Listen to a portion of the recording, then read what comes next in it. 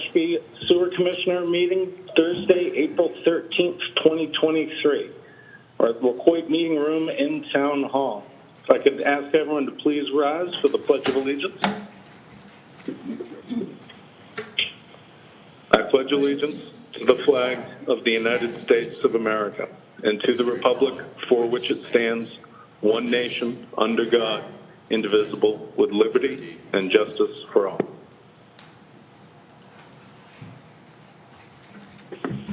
If we could please observe a brief moment of silence before continuing with our business today.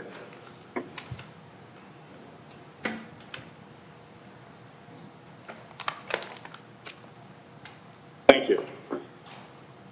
Before we begin, is there anyone in the audience with business for this commission that is not currently on the agenda?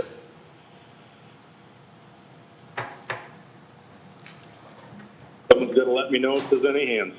No, there are no hands up. Thank you much. All right, first topic is- Could we just take a minute to remember Chief Lopez, who died earlier last week? Absolutely. If there's someone who knew him personally and wants to say something, I think it would be a wonderful touch. I don't know that there's anyone in the room. Is there anyone in the room who could speak about Chief Lopez? The man has just a wonderful history with the town, with town government, with the tribe, and lived to be 101 years old, and he was a remarkable, gentle, excellent, extraordinary man. Not enough good things could be said about him. Just an example for all of us to live that way, the way he lived. That's all. Okay, we can move Thank on you, to the Meredith. business. Yep. All right, first up is the discussion, approval, and maybe even a motion for approval of the March 23rd, 2023 Sewer Commission meeting minutes. Mr. Chairman, I've read the minutes and I move to be approved as processed. Second. Thank you, Al. Thank you, Meredith. Any discussion? Voting. Meredith. Yes. Joe. Yes. Al. Yes. Aaron. Yes. Phyllis. Yes. Motion passes unanimous. I vote aye as well. You needed to include Catherine, please. Sorry. Oh, poor Catherine, I'm sorry. I write everyone's names down and I read them off when I'm not physically looking at you guys. Aaron, do you concur? Catherine, do you concur? Yes. I didn't hear you. Was that a yes? Yes. Thank you so much. Motion passes. Old business, Sewer Commission website improvements. Ms. Catherine, you could take it away. Okay.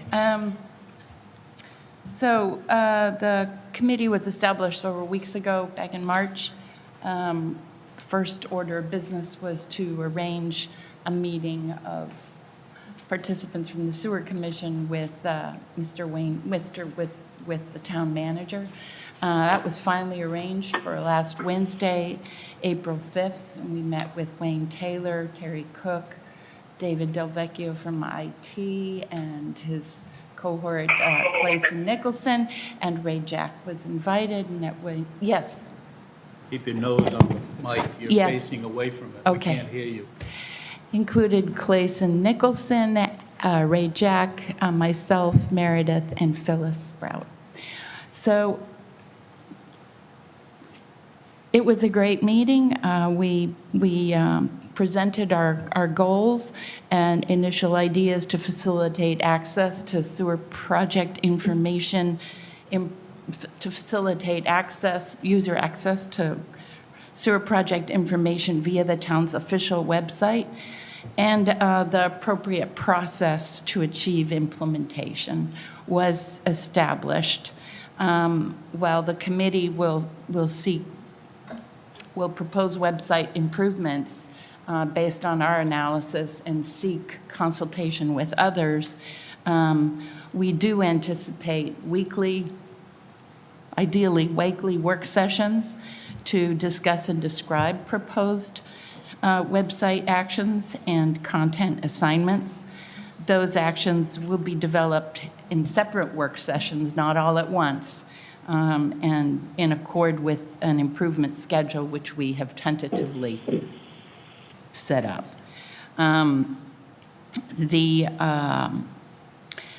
If we come up with actions to be considered, Ray Jack will review them first. Once he concurs with the content, we will present them to the Sewer Commission. The Sewer Commission will approve the content improvements. Ray will subsequently submit those requests through the email service to the IT department. The IT will take actions as time allows, and we will just be reviewing those things as they take place. So that's basically the process that was set up. We agreed to meet on a monthly basis with the same people again on May 3rd at 1:30 in the afternoon here at the town hall. But we did set up a first work session to kind of brainstorm the approach that we would take and some content that we felt was important to get going on improving. Meredith and I were able to participate. Phyllis was unfortunately unavailable. But we went ahead and did so and wrote it up here in a status report. It's kind of a draft, really, but it's a status report just to share our notes from yesterday of what we accomplished. We messed up a big whiteboard and took down ideas and tried to organize them. Now, if in our approach, we recognize that any website can be modest, like the town of Mashpee's is, or huge. It has a depth to it, it has a width, it has a height, it has all kinds of dimensions to it, and it can be light content and it can be dense content. And there can be content that sometimes seems buried. And we're concerned that some of the sewer project information content is somewhat buried and hard for people to access. So with that, we started to look from like what I call the top-down approach, from the main page down to file details, from the bottom-up approach, from file details up, and then possible cross-referencing that might take place across page tabs. We focused particularly on the Sewer Commission page content and how to improve just that immediate landing for the Sewer Commission. And that was assigned to Meredith to tackle yesterday.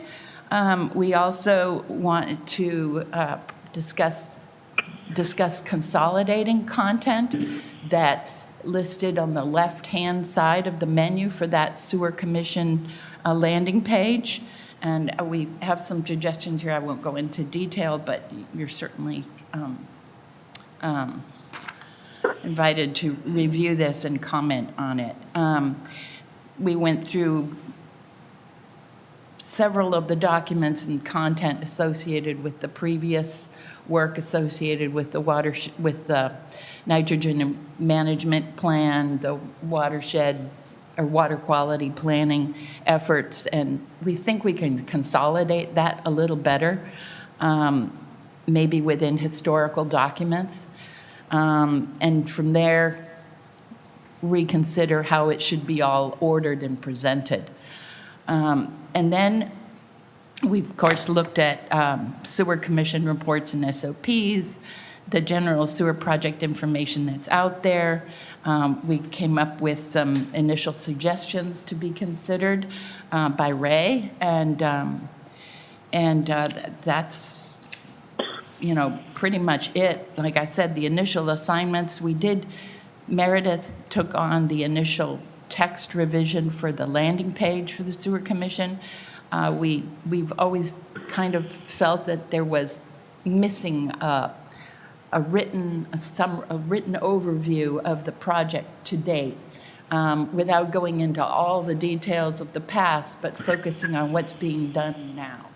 And I have agreed to come up with that overview, but I've distributed the outline today for comments.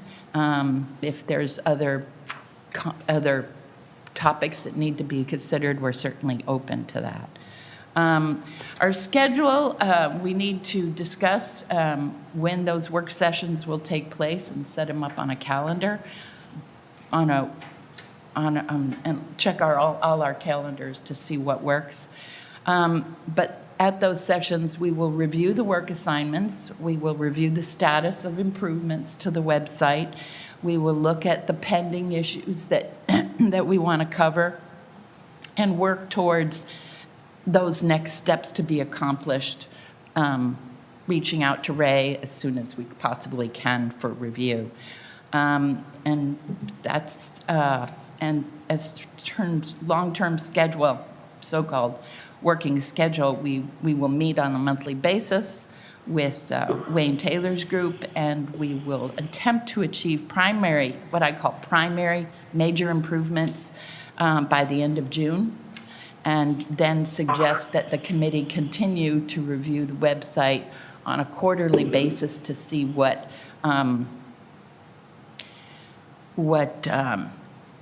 needs to be reviewed and address any new items that need to be attended to.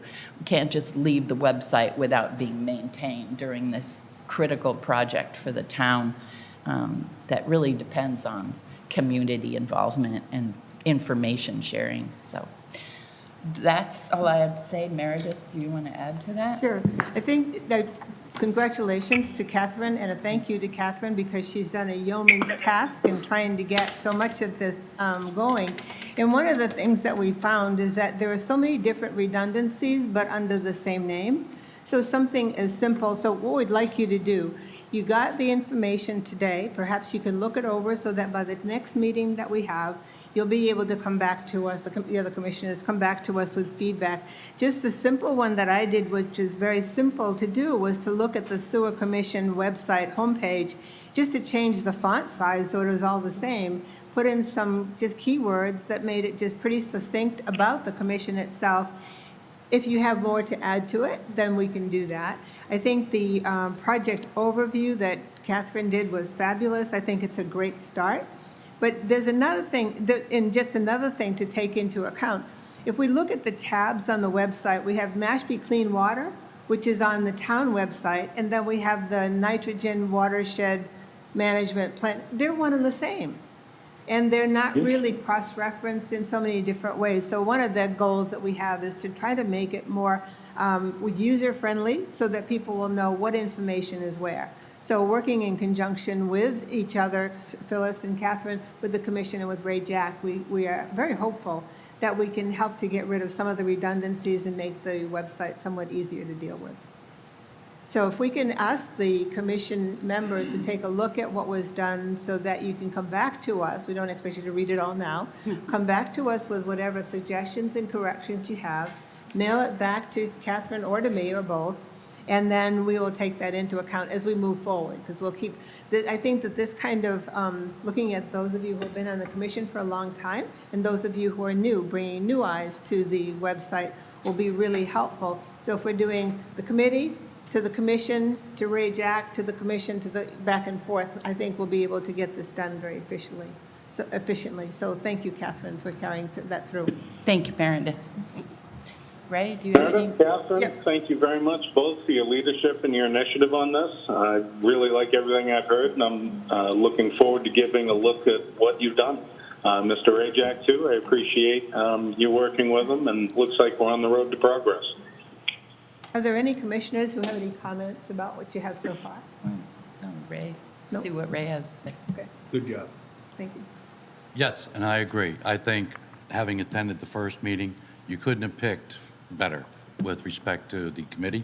Everyone's very dedicated. They have common goals and common vision, and there's no question in my mind anyway that this is a long time in coming to take something and make it better. So I'm very pleased, and I just wanted to extend my congratulations. I think they're going to do a great job, and you're really going to be pleased. And now you have homework. Yeah. So, Any public commentary on this topic before we move on? We see none. Thank you, Madam Vice Chair. New business, number 1, sewer project construction update with Mr. Rajak. Take it away, Ray. thank you, Mr. Chairman. Normally, I would just give you a verbal update at this point because this is kind of your mid-month meeting, and then you would have the full briefing at the end of the month. So don't let this scare you. Okay, this is not going to be a full briefing. It's actually very brief. It's a pictorial update, and that's because the only real work going on is at the treatment plant itself and Route 28. So with that being the case, since I know that most of you aren't able to stand out there on 28 and see what's going on, this is where we left off. This was back in March at the plant, and this is the process building. They had put down about a foot of stone. They were building the walls for the pouring of the slab. So this is where we started, and then shortly thereafter, meaning this was March 31st, I want to say, all the rebar was in place on top of the stone, and as you can see, the vertical walls are starting to go up with the rebar. And then they poured the slab, and this was just the other day, pouring the slab. So you can see on the north and south side there, they have 2 finishing machines that are smoothing out the concrete. And this was a 16-inch pour, so it would have been a foot 4-inch thick. The equalization tanks, I believe, were a foot and 2-inch thick. So it's starting to take shape. This was just another photo afterwards where you could see some of the plastic covering concrete during the curing process. Then these are the equalization tanks, and this is where we left off in March. They were getting the rebar down for the slab, getting ready for the pour. Then they poured this slab. It was the first one they did. They did this one before they did the process building. So there's 2 tanks there. So they were separate pours. And then the vertical reinforcing bars started to go up. So I know it looks small in the last picture, but as you can see, these are full-grown men climbing up on the side to put the rebar up. Now, in the background here, let's say above the rebar, like that area there, back over here, these are the forms for pouring concrete. So you need 2 sides, one inside, one outside. Yes, Joe? Give us an example of how many gallons that tank is for perspective. Sandy, it looks like 1.5 million, 2 million. What is it? You know? And I don't know off the top of my head either, and I should. Yeah. It's got to be double or triple the daily flow expected. Yes, so. yes, and that's the purpose of it, all right, is you're going to have variations in flow. And this is only one of the 4 lines. During, yeah, these are separate. These are separate from These are them. the equalization tanks Yeah, prior to. these are strictly the equalization tanks. So from an explanation perspective, when the wastewater comes into the plant, you're going to have what they call diurnal flows, which means day-night flows are going to be dramatically different. So at 3 o'clock in the morning, there's virtually no flow coming in. And then at noontime and or 5 o'clock at night, in the summer on a Friday, you're going to have a lot of flow coming in. So you don't want to overwhelm the plant. So the equalization tanks equalize the flow that you'd actually distribute to the plant from the tanks. So it takes place over a period of, usually a period of hours. So the outside forms haven't gone up yet, but the inside forms are in place and the rebar is in place. And then the outside forms will be placed on the edge of the slab here and around it in order to finally make the pour for the foundation walls. So we're not doing anything on the north and south side with respect to the collection system. So all of the work right now is being focused on Route 28. This photo is actually very deceiving. I got dizzy looking down in that hole. that is over 18 feet deep right there. 17 feet was where the manhole was set. But that's the manhole right in front of the lift station on Route 28. So this is the deepest end, meaning that lift station is down by High Sachem Road. So there's a couple of very, very deep manholes here. And this was the base section that went in first. Then you had the second section going on top of that. And I know it's a little difficult to see here, but this was the trench box that was going down into the trench. They had to put a second trench box on top of it in order to render it safe. Then you had the third and the fourth section, so it brought it up to grade. And the area where you see that yellow trench box in the back, that's the lift station, part of the lift station site that has already been cleared. Now this was on High Sachem, so here, where you see the machine back there, he's sitting on High Sachem Road. And this here area here is Route 28. So what you have here, this yellow line, is a 10-inch high-pressure gas main. Right behind it, you can barely see it, that's a 6-inch low-pressure service main. So you don't normally tap a house off the high-pressure main. They get tapped off of the service main. And then what you can't see in this photo, but you'll see in the next, right there above the bar for the trench box, you can see a brown line going across. That's a 16-inch water main for the Mashpee Water District. So you can see it better in this photo. This is during the backfilling operation, so the trench boxes had been removed. And this right here is the 16-inch water main going across. This is the 10-inch high pressure, and then right behind it is the 6-inch low pressure gas. So, had the opportunity to do what most people can't, and that's stand out there at noontime on Route 28 in the middle of the road and not get hit. So it's a once in a lifetime opportunity. What you're seeing here is this is after they completed their saw cuts. That's a saw cut from the machines going right down Route 28. Up in this area up here is where Orchard Road is, and that's the intersection down there. Then this was the lift station site, so these machines are sitting up on the lift station site here. So this is directly in front, and this is where they put the first manhole in coming out of the lift station, and then this would go back this way to High Sachem. They had a separate crew that was working further up the road. So this is the lift station site on the right, and then the main came out of the lift station. There was a manhole right there, and then this is the main that went down toward High Sachem, and that other manhole that I showed you was on that end down there. How soon are we gonna be off Route 28? Somehow, I knew that question was coming up. Yeah. It's what everybody wants to know.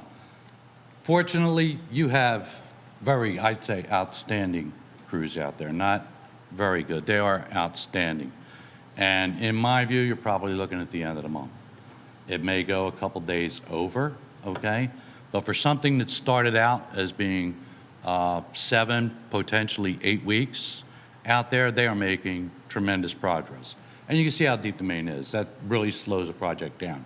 So overall length here, you're looking at a little over 1,100 feet of main that needed to be installed, along with the associated manholes, 9 service connections, all of them on the north side. So they have to go under the water main, the gas main, and the other gas main again, 9 times. They have to do that going up the road. And they're already off of 28 with High Sachem, so that's done. As of today, the machines were sitting in front of the entrance for Summerwood. So they are making tremendous progress. That's not that far from Orchard. I would also have to give a shout out to the police. They're doing a phenomenal job. They do. With regard to the detours. I've traveled the detours several times myself, different times of the day, and traffic is continually moving. There were a couple of burps the first day or so that had to get worked out, but they've done a tremendous job. They are really keeping the traffic moving, so nobody's sitting there and waiting. So I have nothing but praise for the crews and the police on the job. I think it's really going along very well. But that's just my opinion. I've been told they did a better job on 28 than on 151. I'll agree with that. And that was a harder thing. They really are doing a great job out there for you. I can honestly say that. I'm impressed, and I'm not easily impressed. And that was it. Also today, we have Mark and Sandy and Anastasia here from GHD, and they're really going to serve two purposes for your agenda. One is questions that Catherine had with regard to the Water Resource Recovery Facility or the plant and quality control. And then with regard to Joe for the discussion on phasing and flows for the plant, they'll be able to facilitate that discussion with you as well. So, thank you. Any questions? Can I ask a newbie question? You talked about the average daily flow for the treatment plant. Can you walk me through the math of how you determine what the average flow is? And is it average for the year? Is it average per season? Because obviously in the Yes. summer. But that Friday of that weekend is usually the highest flow that we experience. And I can honestly assure you that all of the water systems on the Cape are pumping to their maximum for all of their systems in order to satisfy the water demand alone. Okay, so the wastewater demand follows that. Okay, so sometimes it's inordinately high. And even for any treatment plant, you have to try to factor that in because the plant's got to be able to handle it. And that is one of the primary purposes for the equalization tanks, is to absorb it until the plant can take it and you can feed it into it more slowly. But all of those become part of determining what that flow for the plant is. But there's a secondary number that's equally important, and that's the discharge limit, okay? Plant flow here, we're looking at a total of 480,000 gallons for the phase one plant the way it's configured right now. It has the ability to be able to double, all right, which we're currently looking at, but the discharge at that site right now, the current permit is 360,000 gallons a day, okay? But we are also working on that as well. Town meeting had appropriated money last year. I think it was $80,000 for trying to evaluate, reevaluate, and update the potential. Yes. Yes, ma'am. Okay, so I've been asked to talk about the quality control at the plant, and I was watching Ray's pictures go by, and I thought I could use those. Pictures worth 1,000 words. By the way, this structure is 30,000 gallons. So, and it does offer an added benefit. When we start this plant up, we're going to have equipment that needs wastewater in order to operate, and it's going to start, one toilet at a time. So while we're waiting for enough flow to come in to actually start up equipment, it's going to be directed to this tank right here. So it serves a purpose during the long term of the plant, but it's also going to help us get through startup. So quality control for the wastewater treatment plant, I'm going to address this at a pretty high level, otherwise we'll be here past the dinner hour, because there's a lot of quality control on the job. And I thought it would be great to look at the progress of these slabs and these tanks as I explain what's going on. The first type of testing we have comes from a third-party contractor, a third-party testing firm. Happens to be UTC. They are responsible for testing of things that get taken off-site. For example, when they were placing, let's see, do we have one more here? When we were placing the piping and the stone down here, that's the foundation for this structure. It's very important. Third-party testing firm comes in and tests the compaction of the soils, and they report out to us. So this is an independent contractor. They also, when this concrete is placed, they take cylinders, they take test concrete off of the trucks,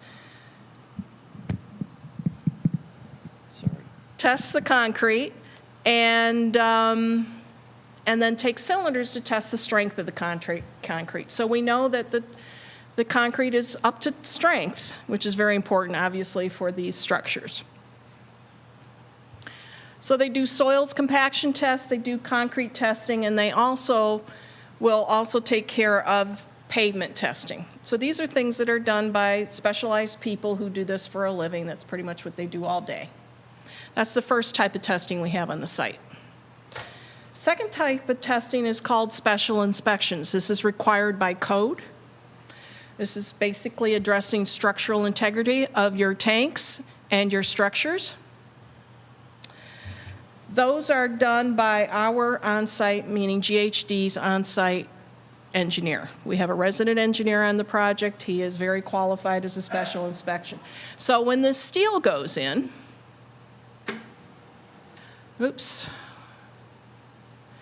our person was out there every day. He's full-time on the site. He's checking, is the steel the right size? Is it spaced right? Are they the right number? He'll go out and count the bars. Are the dowel splices the right length? And he documents that every day, every test he does. Before the concrete is allowed to be placed, we got a piece of paper that says he's checked every bit of steel in that project. Water stops are in place, everything else. And those are maintained on the site and kept up to date as they occur. He's also going to be checking the concrete. You saw the plastic put over, that's to retain the water over the concrete. Water is concrete's best friend. That helps it cure, so we want to keep it in. But if it gets cold or too hot, he's going to be out there making sure that the contractor responds appropriately. He's also reviewing the test inspections that come in from the third-party testing firm. He's very committed to making sure that the quality of the structure, be it the masonry, the concrete, the steel, the decking, the asphalt roads, compaction of the site, is done up to speed. The last type of inspection we have on the job is specific to this project. We have a lot of underground piping and above-grade piping. That all gets pressure tested. It's all witnessed by GHD, and it's all documented and kept on site and digitally. But we also have a lot of equipment on the site, and every piece of equipment has its own testing requirements, be it HVAC, treatment equipment, electrical gear. All of this has its own testing requirements. Those are spelled out in the contract documents that the contractor bid on, and we witness final testing of every piece of gear that goes in, whether it be a treatment, if they have to prove the treatment, that could take some time, or whether it's balancing HVAC to make sure that's all done by the contractor and witnessed by us. And that's pretty much what I have to talk about, but I'm open to questions. I have hope I questions. addressed what you wanted to know. Yes, yes, no, that, I'm curious. The full-time specialist on site, he's there, from UTC. No, the full-time specialist is Frank. Some of you have met Frank Okay. Woodfall. Okay. He's been in the business for over 40 years, been So on he's the water and GH wastewater and treatment. he's GHD. He's actually sub to us. So, okay, okay. What about your environmental permitting? How do you check to make sure everything's in compliance with? Environmental permitting? With the permitting, including stormwater management plans? Stormwater management, we do have an NPDES permit out there on the site. Per MPD, of course, now it's been pretty dry, but if there's a heavy rainstorm or after once a month, those erosion sediment control structures are checked out and documented and kept in place. Before or after a storm? After a storm event, but also monthly. Okay, So it's minimum monthly. I mean, it is a sandbox, so the chances of the sediment, the silt fences or the wattles getting overwhelmed are slim, but we still have to check them. okay, thank you. Anybody else? Other questions, commissioners? See none. Thank you. Is there anyone in the audience who would like to ask questions regarding this? No, doesn't look like it. Thank you. Thank you, Sandy. Thank you very much for the report. Moving on to new business item. Hi. Hold on. Hold on, because Anastasia is going to do a presentation. Oh, Oh, very good.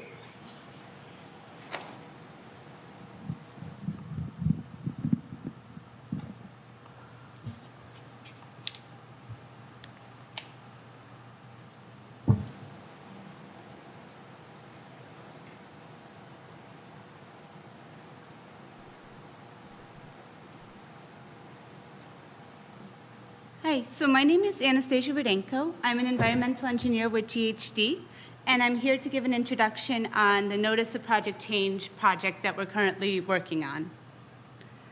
So I'm going to start with the background of the project and the scope of the project, review the schedule, and updates. So this is a project that builds on Mashpee's existing watershed nitrogen management plan, which was approved by the state in 2015.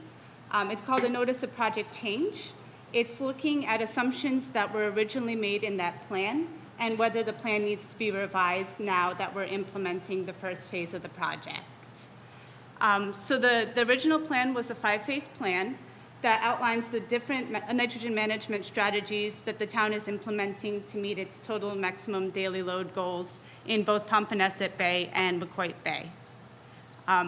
So the town has an approved plan, and it's begun implementing the Phase 1 projects, which include the initial implementation of the shellfish program, which is used for nitrogen mitigation in the bays, the evaluation of the Monakas-Quashnet River, an evaluation that was done that looked at was there a possibility of sending municipal flow to the private plant at Mashpee Commons and the private plant at the Wampanoag wastewater treatment facility. And that evaluation showed that at this time, there really is no opportunity to send municipal flow to either of those facilities. And the design and construction of the Phase 1 infrastructure that both Ray and Sandy gave an update on today. So the plan has 3 major components. It looks at removing nitrogen at its source through wastewater management, stormwater management, and fertilizer management. And it also looks at removing nitrogen that's migrated through groundwater to the coastal estuaries through the shellfish aquaculture program. And then the third component is looking at land management strategies. How do you manage the land in Mashpee to limit the amount of future nitrogen that needs to be managed in order to restore the 2 estuaries? So the plan had 4 main components. The first was a shellfish program in both bays for nitrogen mitigation. The second was construction of new municipal infrastructure. And then the third was to look for opportunities to connect municipal flow to private wastewater treatment facilities. What's shown on the right is the centralized plan. So that's looking at the extent of sewering that's needed if the shellfish program doesn't work. The way the plan is written, at each major phase, you relook at the information that's been gathered, see how the shellfish program is working, see how the environment is responding to the infrastructure that's been put in, and then make the decision of do you implement the next phase of centralized infrastructure. And that's done through what's called an adaptive management plan. And we're in the first phase of that. That's what this Notice of Project Change is. It's looking at the assumptions that were made, the data that's collected, and does the plan need to be revised for the next phase moving forward? And this graph shows the original plan. So if the shellfish program works 100% as outlined in the plan, for the centralized infrastructure, those 5 colors, the town would implement Phase 1 and a portion of Phase 2. And then on the other end, if the shellfish program doesn't work completely, you would need to do all 5 phases. And as the shellfish program evolves, data is gathered, right, and you see where you are in the middle and make the decision of how much centralized infrastructure needs to be implemented. And please feel free to ask questions as we go along. We don't need to wait till the end if there are any. So the plan that we're working on, the Notice of Project Change, it's a plan update, and it's a requirement of the plan. It was written into that original 2015 plan.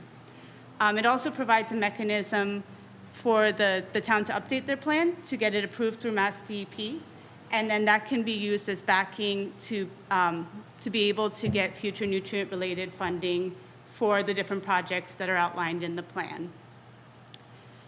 So what we're working on now is we're working on reviewing and updating the assumptions for reliance on private facilities in Joint Base Cape Cod. So in Phase 2, a large portion of the centralized flow was to be directed to Joint Base Cape Cod, which at this time isn't a viable option, and also to be directed to Mashpee Commons, which also at this time isn't a viable option. So we need to find a different place to treat and to recharge that flow. We're also working with the Department of Natural Resources, with Ashley, to review the findings. She sent us the findings from the first phase of the program, and we're talking about what modifications she would like to implement going forward. And then we'll look at how that modified program works with the centralized infrastructure to come up with what's called a compliance plan, so the different components to meet the TMDL goals. And so that compliance plan will identify proposed future collection system, treatment sites, and discharge sites. It'll include the revised shellfish propagation plan. It'll establish what credits the town is seeking for implementing stormwater best management practices and fertilizer bylaw implementation, which are both ways to reduce nitrogen in stormwater and fertilizer respectively. And then it'll revise the capital cost estimates for the overall project and relook at the proposed phasing for the project. Yes, Meredith? Yes, Anastasia, just to back up just a second. Of course. You were saying that there is a review of both the Joint Base Cape Cod and the other private facilities for management. I didn't know that they were still on the table. I thought that our plant has the full capacity now with the additional tanks, even though they wouldn't be implemented right away, but we didn't need to use the other private centers. Could you clarify that for me? Sure. So at this point, we are assuming that we can't send flows to either of those two facilities exactly as you stated. So we're looking to see where other places we can put it. At this point, our evaluation shows there's capacity for the Pompanesett, so the eastern side of town, likely at the plant that's currently under construction. However, we're looking at the site of a potential centralized treatment facility for the western side. Does that make sense? It does. Yeah. And the goal, if we can manage it, is to keep treatment and recharge in the same watershed that the nitrogen is coming from, so that you're not exporting and importing nitrogen across watershed boundaries. Yes, Joe? We could also double the size of the planned plant now, and that would cover most of the requirement for the western problem as well. So we are looking at that expansion, Looking yes. at that as well, Yeah. yes. Yeah, so we're looking at multiple different options and looking to identify the most cost-effective approach of those different options. Maybe I could say it in another way. What we're doing right now is only 10% of what has to be done. If we got all 4 lines running in that facility, we'd have close to 40% of potentially what has to be done. If we doubled the building, then we could get to 80% of what potentially has to be done. We can cover those with numbers shortly. But we're only 10% into the real world here with phase 1. Anastasia? Yes. Could I ask just to replay the shellfish program status for me? You said that you're reviewing data. Yes. Right? That's already been created. Yes. But you're also reviewing plans to modify the existing approach for shellfish propagation? Through coordination with the Department of Natural Resources. So there were initial assumptions on how large the program could be. Uh-huh. That needs to be field verified, which is what's happening now. The town is looking at growing shellfish at different areas, seeing can it sustain shellfish in those different areas, and then modifying based on those findings and based on the workforce that the town has to implement the program. What's your expectation for when there will be some results to report So from that? So the effort? department does collect nitrogen reductions every year. They calculate based on the amount of shellfish that's distributed to the different bays and that's collected. So that's what we're reviewing. And then when Ashley is here at a future meeting, we can talk about what's proposed for the future program. So the program is still scaling up. It's not at the assumptions that were made when it's at full scale. Yeah. And the question is, does it make sense to bring it to full scale, or does it make sense to look at a different strategy to offset that nitrogen? Okay, thank you for. Does that answer your Yeah, question? it just, Okay. I just needed confirmation. Oh, no, of course. Thank you.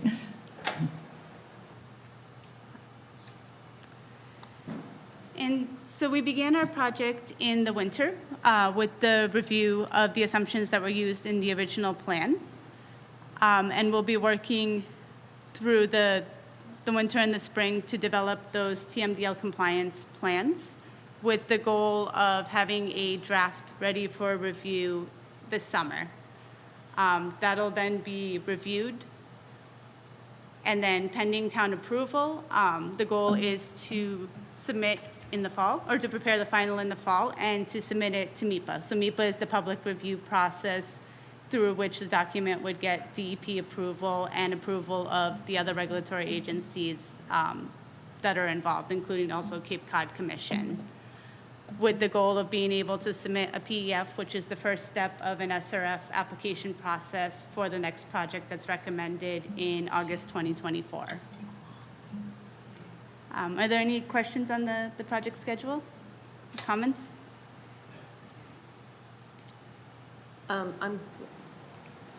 So we're dealing with the phases 1 through 5 of 2015, or with the updated ones that we were talking about earlier?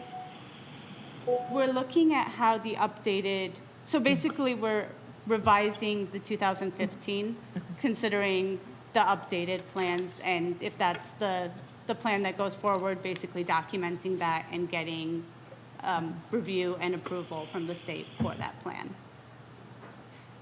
That's the entirety of the plan, all stages 2 through 5 then? For the, Well, I'm assuming that because stage 1 is already in progress. yeah, that we so don't- so stages 2 through 5. Yeah. So looking at those projects, are those still reasonable assumptions? Is that still the most cost-effective approach going forward?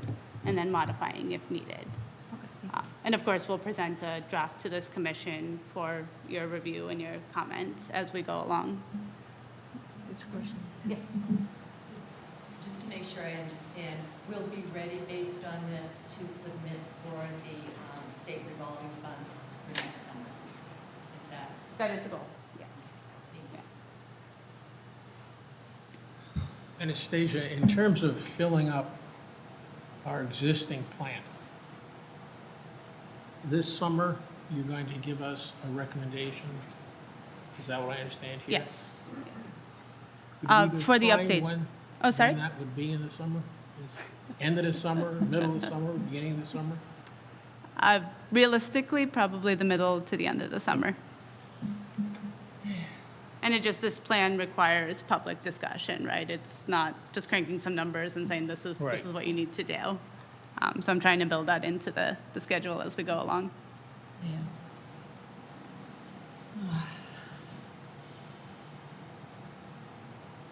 Other questions from our commissioners? Questions from the audience? Yes, there's one. Excuse me, Selectwoman Colombo, could you please use a microphone?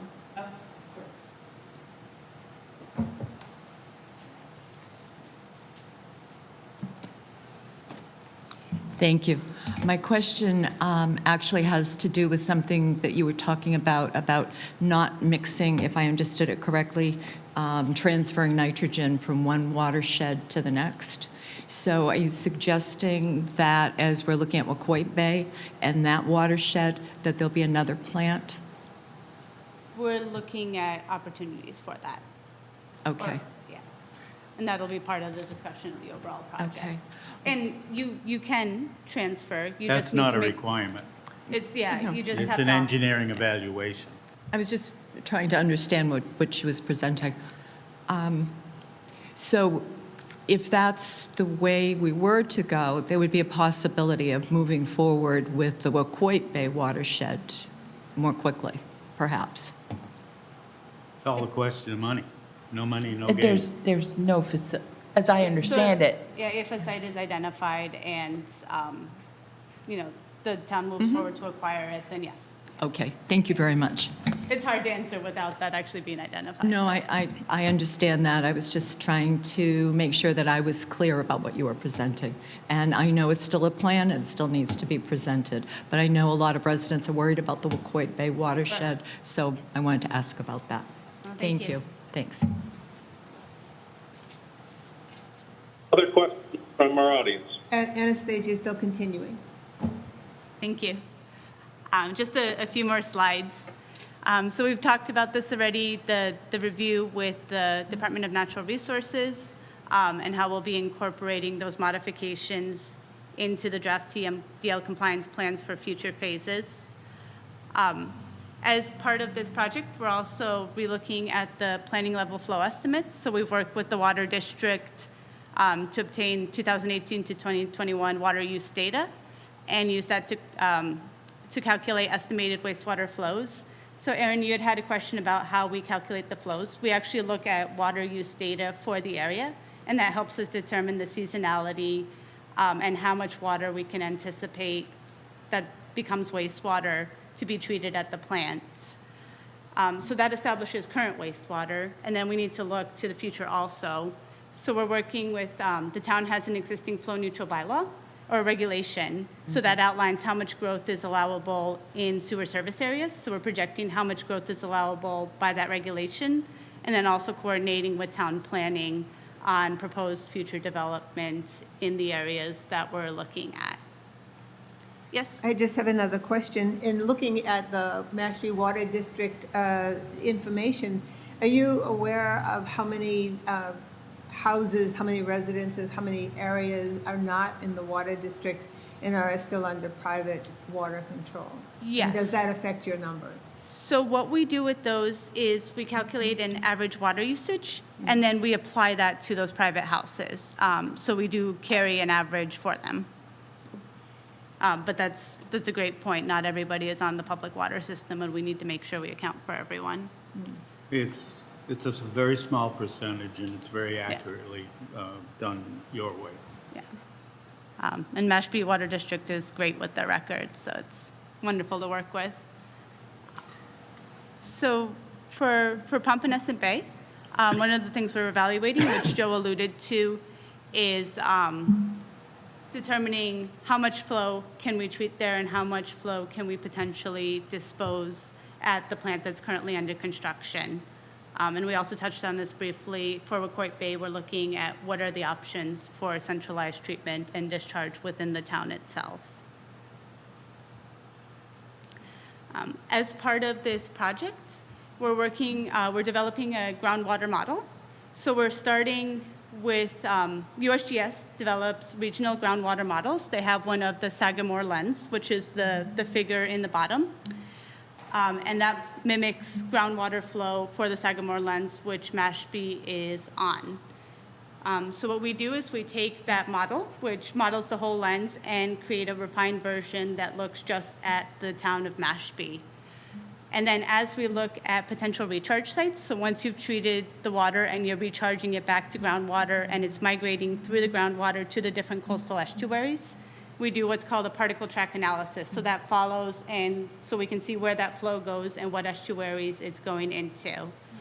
And it also allows us to look at groundwater mounting. So as we add a lot of flow in a concentrated area, there's basically a cone that forms on top of the baseline groundwater.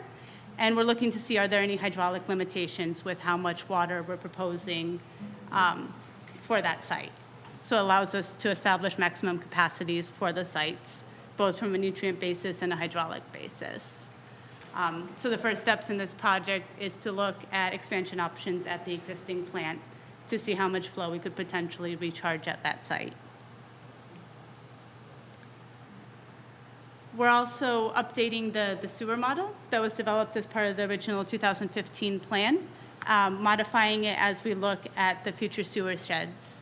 So we use the sewer model to help develop a conceptual layout, and that allows us to evaluate what is the size of the pipes that are needed, how deep do the pipes need to be, how much of the system can be served by gravity, how much do we anticipate would need to be low pressure with a grinder pump, and then that data is used in our cost estimate analysis. So the areas that are circled on the right are the areas that this commission has identified for potential flow to the plant that's under construction. And so as a first step in the project, we've developed cost estimates for those 5 areas.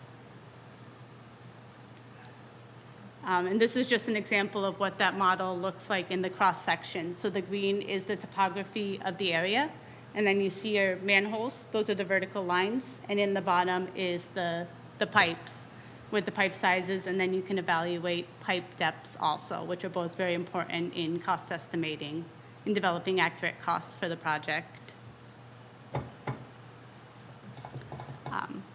This is a screenshot of the existing model and those 5 areas circled. So to the south of the existing sewering and to the north, and then one small section 2F south of Mashpee Commons. And these are based on that conceptual layout, the draft estimated total project costs. So a total project cost includes the estimated cost for construction. Because this is a very high-level design at this point, there's a contingency for unknowns. There's a design allowance, construction phase services allowance, an allowance for the survey and soil borings that need to be done during design, and an allowance for the police that are needed during construction. So it's overall, how much do you anticipate spending on the project? These costs that are presented are based on the recent bid costs from the projects that are currently under construction from August 2022. As we work through developing a phasing plan and looking at when these different projects would be implemented, these costs will be adjusted to incorporate inflation so that they're realistic for the dollars of the time when they're being constructed. Yes, Joe? Does this include the pumps and the filtration systems necessary to service these areas? It includes just the collection system, so it does include the pump stations and the pipe, but it doesn't include anything at the plant. Inside the processing facility, there are pumps, pipes, and filtering systems in order to clean the Yes. nitrogen out Yes. of the water. Are they included in this cost for They are not. this volume? They are not. And would this just be line 2 within the facility, or line 2, 3, 4? How many gallons are coming out of those 5 areas? This would be looking at an expansion of, so more than what's currently designed. So it's basically doubling the current design of the facility. Hold on for a minute. There's got to be less than 480,000 gallons coming out of those 5 places, because I've done the head counts on it. All right? So that will fit within the 4 lines that are in the building that we're building today. My question was, will the equipment be in the facility to service them? And what would it cost for the equipment within the facility? So I can prepare that calculation and share it at the next progress meeting. Okay, so it's So not it's not included in, as this main is effort, just but- looking at the collection system. Yeah. So we'll prepare a separate cost estimate for the equipment at the plant itself to treat it. The processing Yeah. equipment. Yeah. And then there'll be one more additional cost estimate for where do you discharge it. Yeah. So we're talking 200 million. Yeah. Just another question, Yes. Anastasia. So these are the costs for collection, but do we have capacity from each of the units? I mean, there's a vast difference in cost from 13 million to 70 million. Is that dependent on the volume that's coming from those areas, or what is it dependent on? So the reason that 2B is much higher is that's the portion, there's a very long force main. So you need to pump it a long distance to get to the plant, and that's what's elevating that cost. And then there's 2D is lower, and that's 2D is because up by it's St. primarily a low-pressure system. Has to be pumped to town. So a low-pressure system is a shallower system, so they're typically less costly, but it does involve everybody having a grinder pump. But that just because of the elevation, it doesn't make sense to do gravity, and that's reflected in the costs. So this is really distance and collection, not necessarily volume of residences served or volume of wastewater that's going to be pumped. Yes, and at our next update, I can prepare the 3 components and show those together. But we wanted to wait until we identified a recharge evaluation so we can show it as a complete package. Great, thank you. Any other questions on this slide? And so our next steps is to refine the conceptual layouts and the assumptions that go into them and to refine the cost estimates. And as I just spoke to, we'll build the cost estimate for the 3 components. We'll be doing the groundwater modeling simulations to identify potential discharge sites, and then developing the TMDL compliance plan that outlines the different components that are needed for each watershed to meet your nitrogen management goals for estuary restoration. That'll all get packaged together in a notice of project change report that'll be submitted to the state. And then the last step will be the initial funding application for the next project that'll go to construction.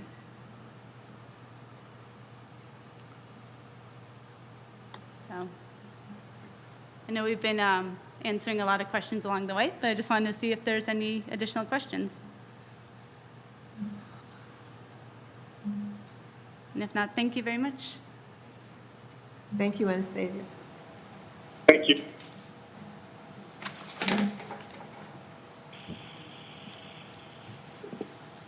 All right, moving to item number 3, discussion of next phase properties to target for getting line 1 to full capacity. Joe, would you like to lead this one out? Yeah, on any major No. Let me pause you for 1 second, Joe. Whatever Joe and Meredith have been doing for audio has been absolutely perfect. Everybody else's, the audio quality is a bit terrible. So for me and the sake of Mashpee Television, if everyone could either copy exactly what Meredith and Joe are doing or just make sure you lean into your microphone. Thank you. Go ahead, Joe. Okay, keeping in mind that everybody's job requires an awful lot of detail. And all that does is confuse everybody else because we don't have the benefit of everybody's detail when we look at something. So I'm just going to remind everybody, we only have one job here, and that's to take nitrogen out of our water system. That's it. We're not cleaning up someone's backyard. We're not going to make someone's pond look better. We're not going to make someone's pond even smell better. What we're going to do is take nitrogen out of our human waste products that are polluting the estuaries, known as Pompanesett Bay and White Bay. Now, the shellfish, hopefully, are doing the job for us, but we don't know how much they're doing, and we don't know how reliable it is, and they're very vulnerable to being all dead next spring when we wake up someday. So what we have to do is have a plan that encompasses everything and stays flexible enough to deal with each of the crises as we run into them over the next 20 years. Now, the first crisis is our state government. They're going to probably drop a requirement on us that we eliminate 75% of the nitrogen in our human waste. Guess what, folks? This plan was designed to do that years ago, 20 years ago, because we knew how bad it was. Our plan is solid, and it's reliable, and its phasing is reliable. The phasing, though, is dependent on how much it improves over each installation. So here we are in phase 1. We're only going to process 430 units. Okay, a unit being like a household. So we're only doing 430 units. That's less than 10% of what we're probably going to have to do. But it will have an effect because we're doing it in a very specific spot on the Mashpee River. If we continue along the Mashpee River, we're going to clean up the river. And guess what? That will allow us to say to the state, we're doing what you want us to do. If we get off half-assed and try and spread out the few dollars we have over all the areas of this town, it's not going to work. We're not going to have any success. So what we did in the original plan was focus on the worst area we had, the Mashpee River. Now, what we've got to do is continue to clean up the areas that are immediately polluting the river. And if we do that, we'll turn that river around, and we will get more monies available to do the rest of the work the town needs. So my question to GHD and to Ray is to please consider sticking closer to the original plan of Phase 1 in the overall plan. And this would mean going right down Great Neck South, picking up things like wind chime, sea mist, and then going over and grabbing Deer Crossing, doing the Roach area and the Deer Crossing shopping area. If we took all of those, we'd only pick up another 500 units. But that 500 added to the 430 we've got now would be close to the 1,000 units that Line 1 in this plant can handle. So then we would see the production of cleaning the water at a level that should have some results on the river. Then we can continue to go north, east, and west off those positions at future dates. But it'll take a few years for any impact to show in the river, to show that it's working. So you can't just throw the ball around and say, let's change this and let's change that. You need 5 years of proof to make sense in any scientific situation. And it's going to be 5 years before we know what the first results have been. And if we don't fill that production line as soon as we can with the low-hanging fruit, like all of the condominiums that run right down Great Neck South, that gives us a big chunk of processed material that will have an effect on the river.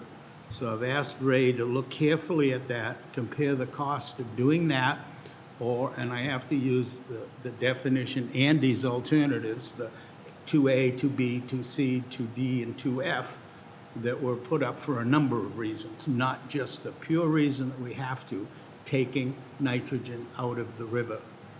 That's what we've got to do. So that's my point.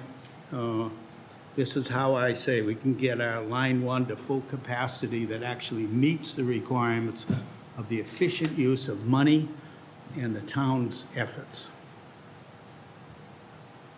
Any questions? Joe, I just have one question.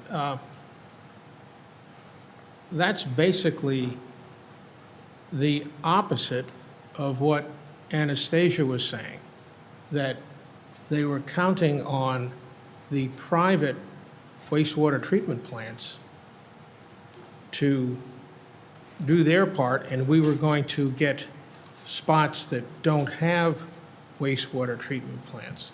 That was not a contradiction. That is a reality.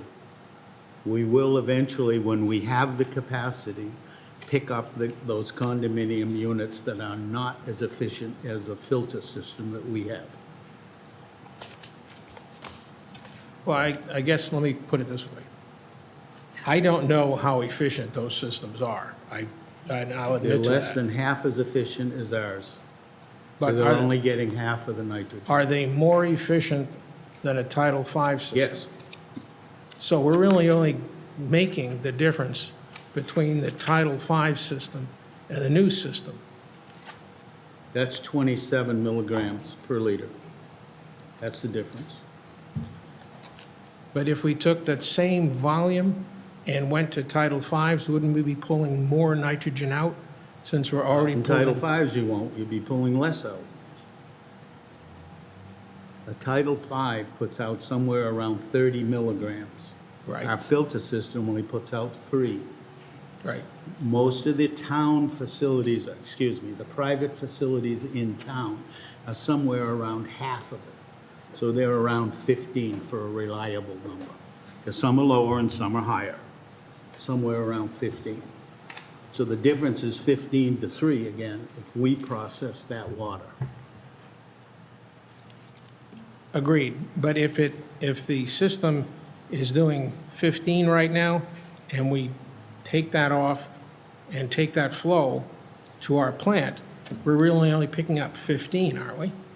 Because we've already processed, the plant is already doing 15.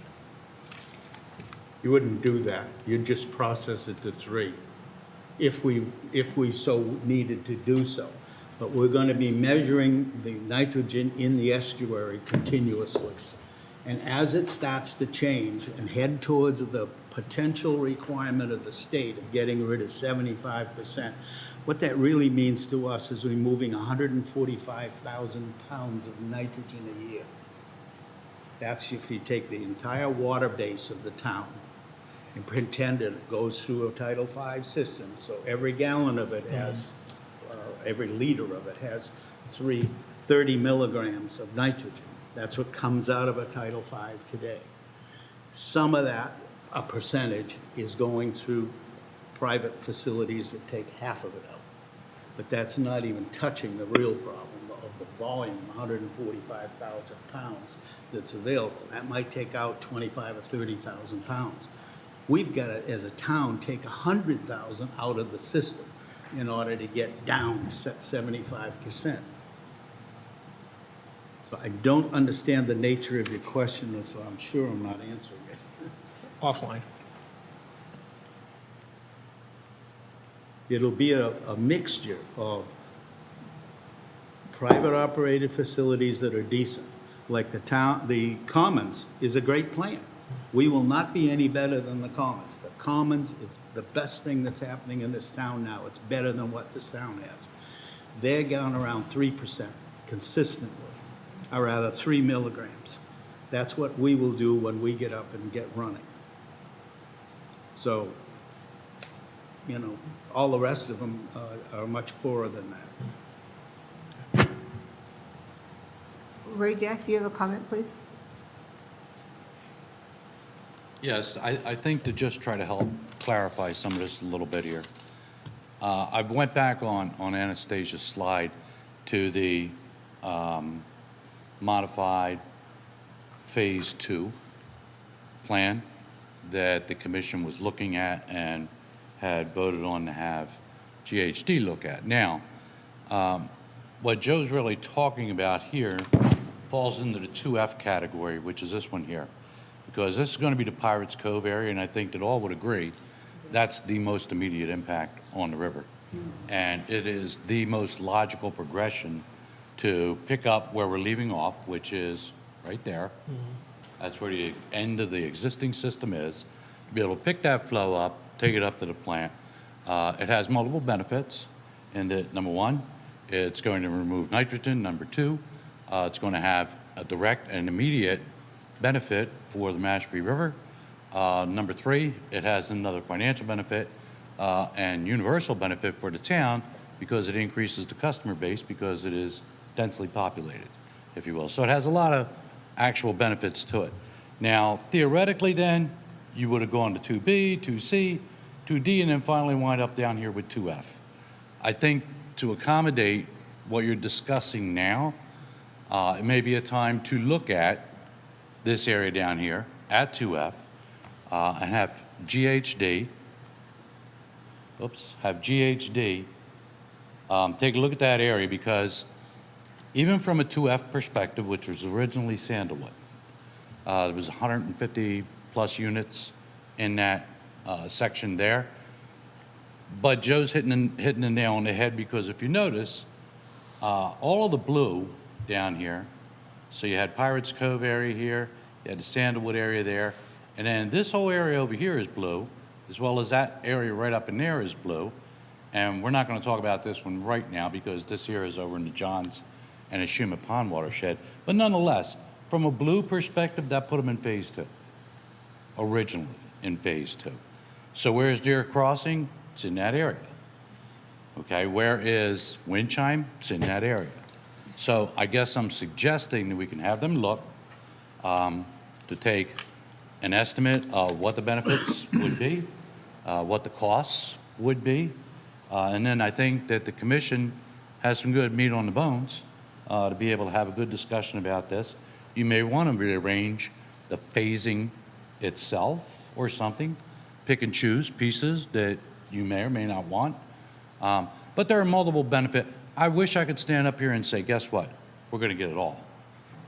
We're going to do it tomorrow. It's all going to be free. I'd love to say that, but it's not reality, okay? So it is going to be up to you, and this is going to be your next decision point, okay? So at least then, I think by this summer, you should have all that information to be able to munch on and, you know, decide on which direction to head. Ray, Just my while- suggestion. Ray, while you're up at the, thank you, it was a great suggestion, and I think it's a lot for us to consider.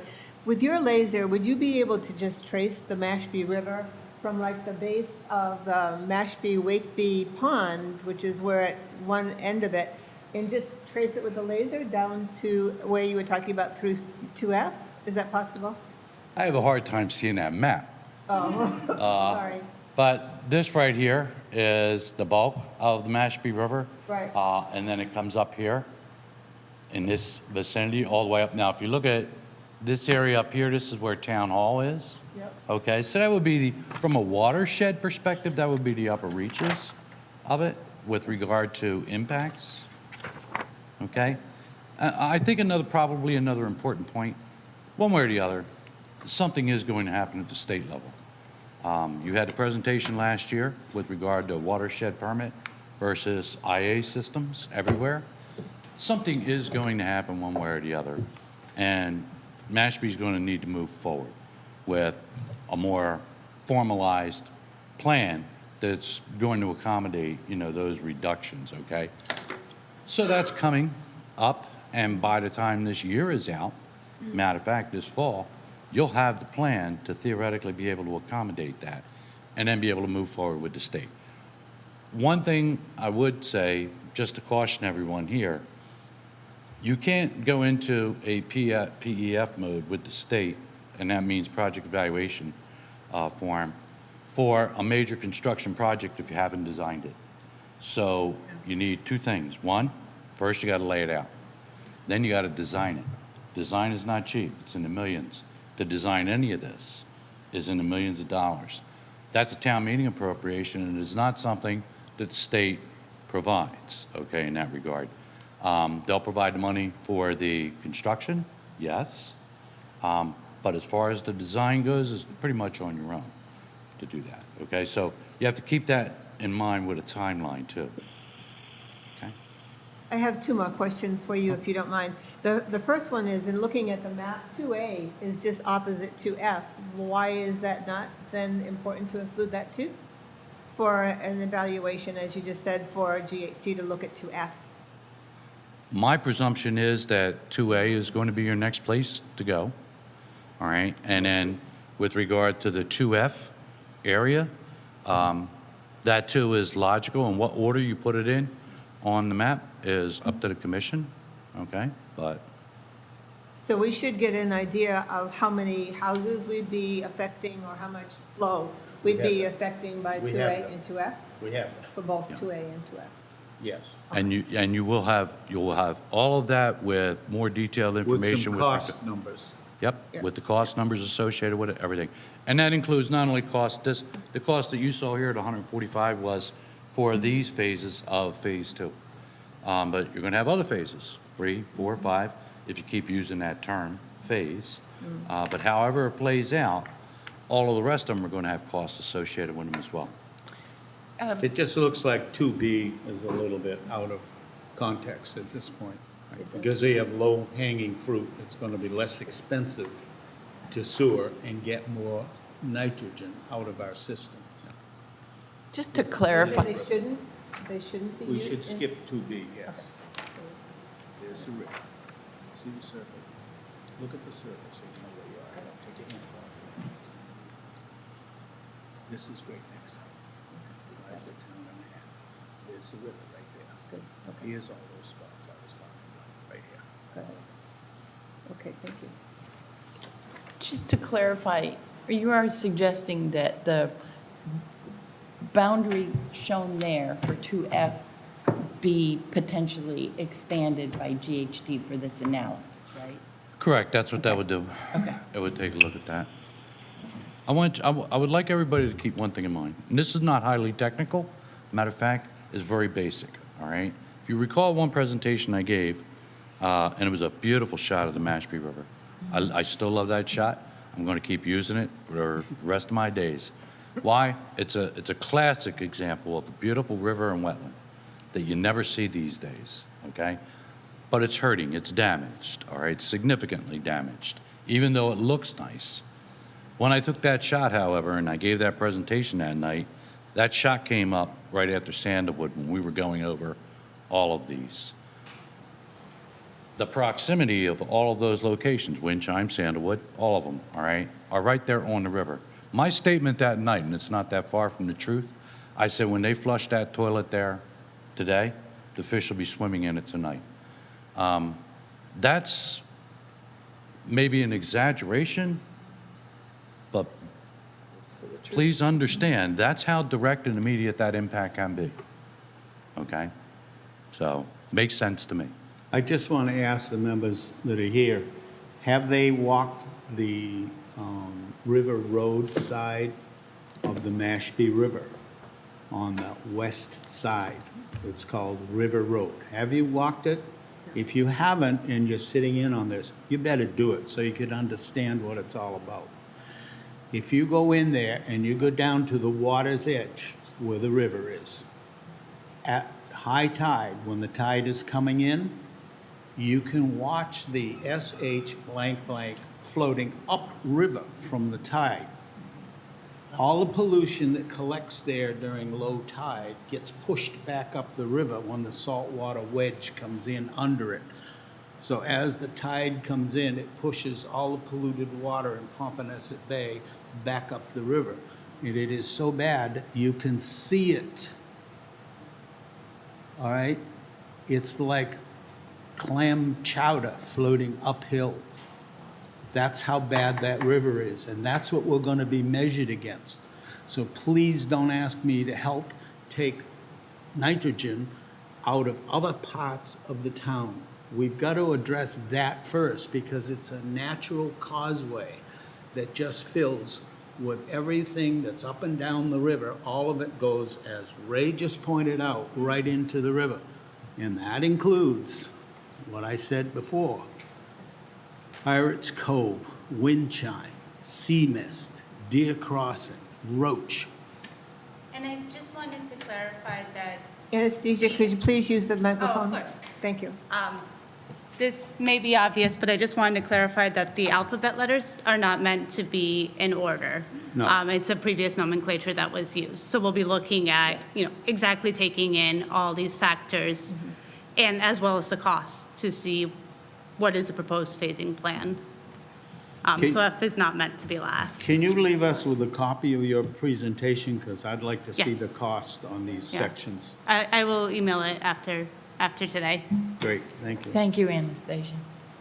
One more question, Ray. There is a warrant that's coming up at town meeting in May 1st that has to do with allocating $12 million toward the sewer project. Is that not going to take care of where we might be going in the future? Or is that just going to take care of where we are right now? That's phase one Finish it. appropriation, Still phase okay? one. So that is limited to the plant and collection system you're currently building. And I'm really glad you brought it up because I forgot it earlier. The final SRF, or State Revolving Fund, IUP, intended use plan, is out. They did approve it at 12 million, okay? So that 12 million happened will on be- the 10th, I think. Sorry, so the 12 million is SRF money then? Yes. Okay, Yeah. great. Thank you. Any other questions?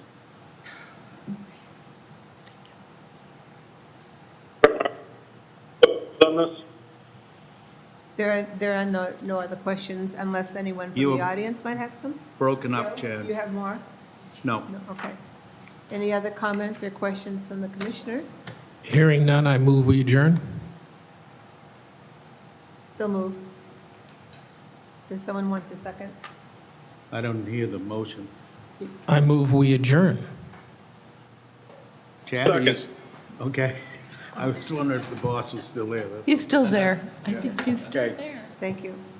Thank you all for being here. Thank you, Susan, for all of your work.